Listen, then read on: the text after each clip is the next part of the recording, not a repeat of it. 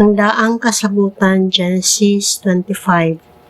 Nangasawa si Abraham og laing babayi nga ginganlag Ketura. Nanganak si Ketura kang Zimran, Joksan, Medan, Midian, Isbak ug Shua.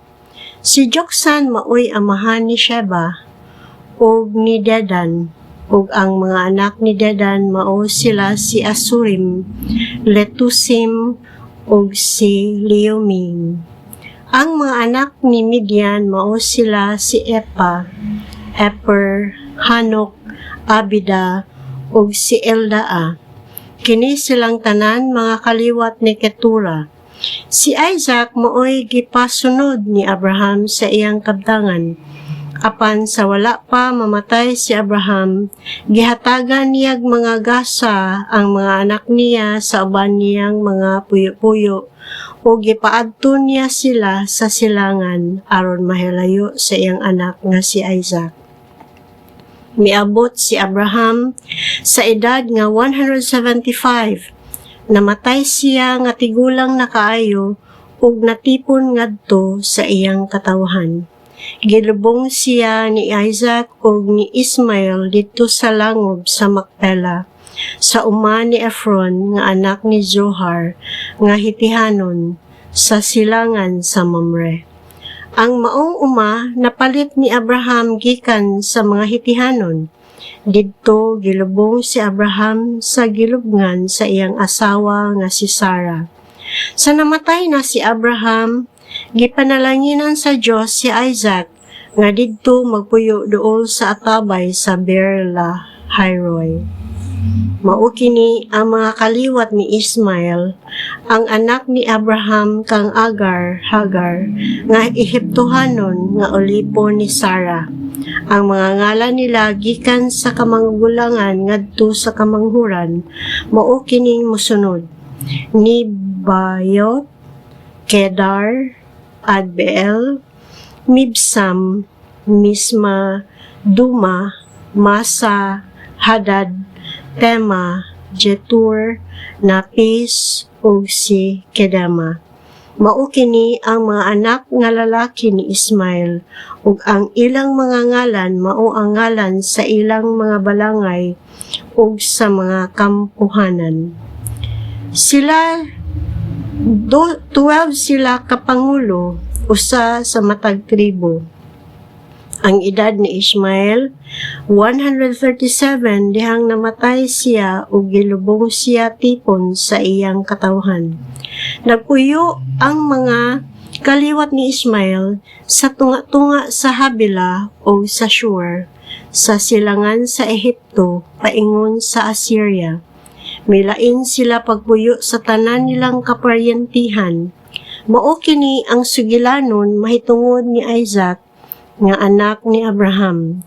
Si Isaac nga nag-edad na og 40 sa dihang nangasawa siya kang Rebecca nga anak ni Betuel nga taga Aramea sa Mesopotamia.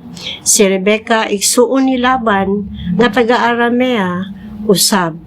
Wala manganak ang asawa ni Isaac, busa nagampo siya sa Ginoo. Gidungog sa Ginoo ang iyang pag-ampo ug nagmabdo si Rebecca. Sa nagdinot anay na ang kaluha sulod sa tiyan, miingon si Rebecca, nganong ingon man niini ang nahitabo kanako, ug nagampo siya sa Ginoo aron pagpakisayod kung unsay angay niyang buhaton. Unya miingon ang Ginoo kaniya, duha ka nasod ang anaa sa imong tiyan, manganak ka og duha ka katawhan nga magkontrahay. Ang usa mahimong mas gamhanan kaysa usa.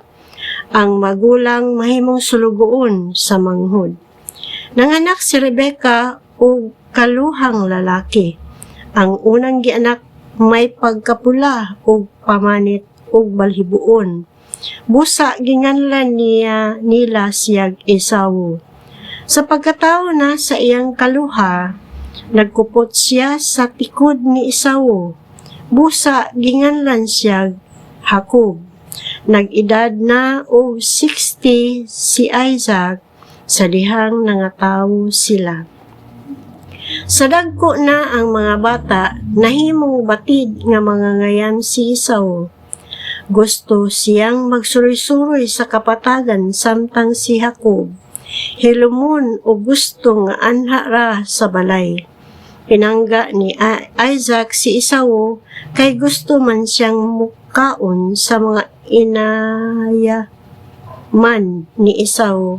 Apan si Jacob maoy pinangga ni Rebecca. Usa ni anak adlaw samtang naglata si Jacob og mga liso, nahiuli si Esau gikan nga nangayam sa kapatagan.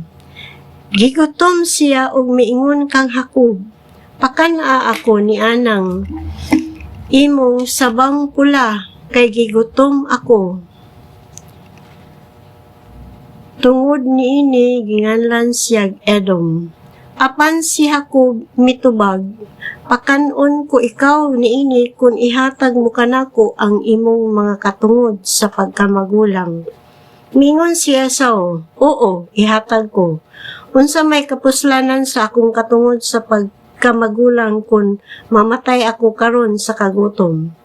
Si Jacob mitubag, "Panumpa una nga ihatag mo gayud kanako ang imong mga katungod." Busa nanumpa si Esau ug iyang gibaligya kang Jacob ang iyang mga katungod sa pagkamagulang. Unya gihatagan siya ni Jacob og pipila ka buok pan ug linak ang mga liso. Ug gikaon niya kini unya miinom og milakaw. Sa ingon niining pagiha, gipakawalay bili niya ang iyang mga katungod sa pagkamagulang.